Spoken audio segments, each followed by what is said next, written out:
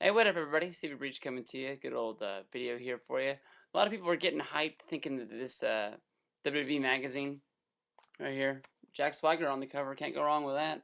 It's hyping up the return of Undertaker and Triple H. I've seen it pop up in news stories 2 days in a row.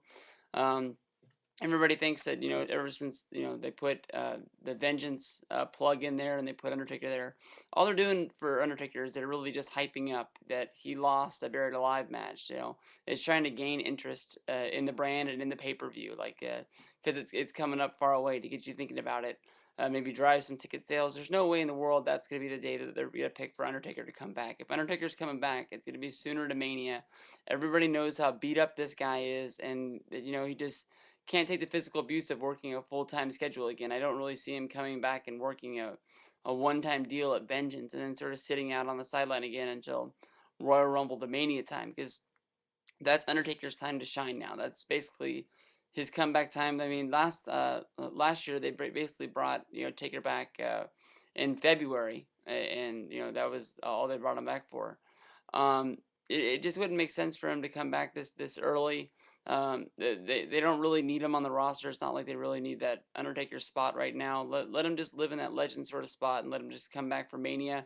Build up some hype to see if we can get him to go 20-0 at WrestleMania and just see who out there they can have him face. I mean, basically everybody in the world out there is thinking of who Undertaker can face, from Mick Foley to CM Punk, Chris Jericho, Triple H again. I mean, it goes up and down.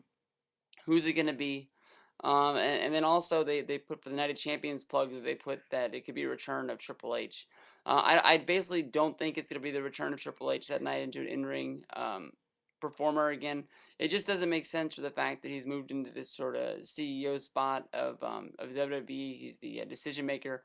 I think that you need to have CM Punk, who it looks like he's gonna have the feud with. I think he has to go through some people. He has to be able to beat people like The Miz, Rey Mysterio, John Cena. He has to be able to beat these guys repeatedly to sort of like show the WWE that he can't be beaten. And that's when Triple H is gonna step up to the plate and say, well, these guys can't beat him. I'm gonna have to beat him myself. Basically, the whole write up on Night of Champions is just if you think Triple H is going to become the biggest champion of all time. They basically said behind Edge, he has more championships than anybody in the WWE. And, can he get over that hump? Can he pass Ric Flair as a 16-time world champion?